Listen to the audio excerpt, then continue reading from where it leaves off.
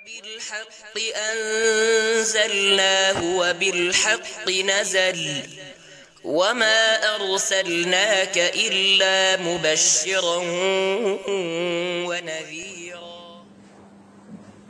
أعوذ بالله من الشيطان الرجيم. بسم الله الرحمن الرحيم. وإلى مدين أخاهم شعيبا قال يا قوم اعبدوا الله ما لكم من إله غيره ولا تنقصوا المكيال والميزان إني أراكم بخير وإني أخاف عليكم عذاب يوم محيط. ويا قوم أوفوا المكيال والميزان بالقسط ولا تبخسوا الناس أشياءهم ولا تعثوا في الأرض مفسدين. بقية الله خير لكم إن كنتم مؤمنين وما أنا عليكم بحفيظ.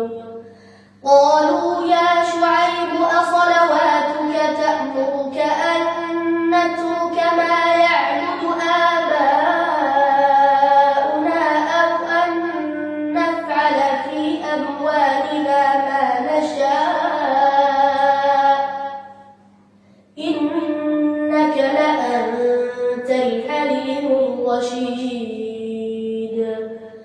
قال يا قوم أرأيتم إن كنت على بينة من ربي ورزقني منه رزقا حسنا وما أريد أن أخالفكم إلى ما أنهاكم عنه إن أريد إلا الإصلاح ما استطعت وما توفيقي إلا بالله عليه توكلت وإليه أنيب.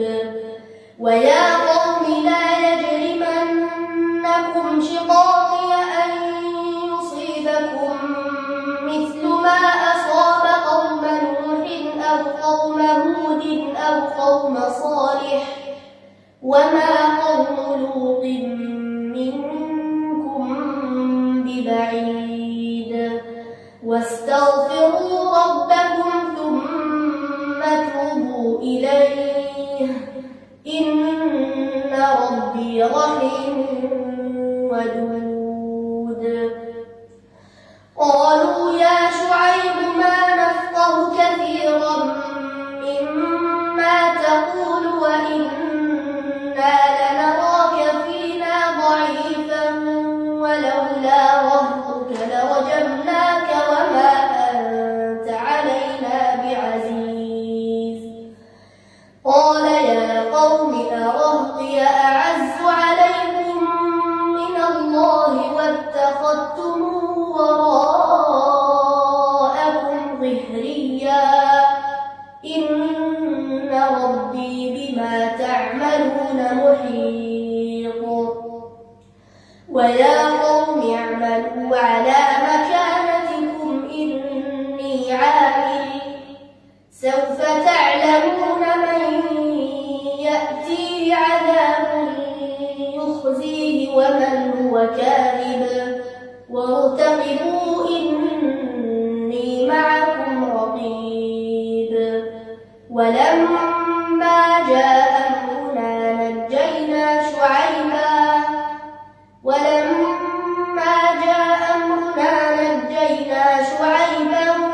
والذين آمنوا معه برحمة منا وأخذت الذين ظلموا الصيحة فأصبحوا في ديارهم جاثمين كأن لم يغنوا فيها ألا بعدا لمدين كما بعدت ثمود. ولقد أرسلنا موسى بآياتنا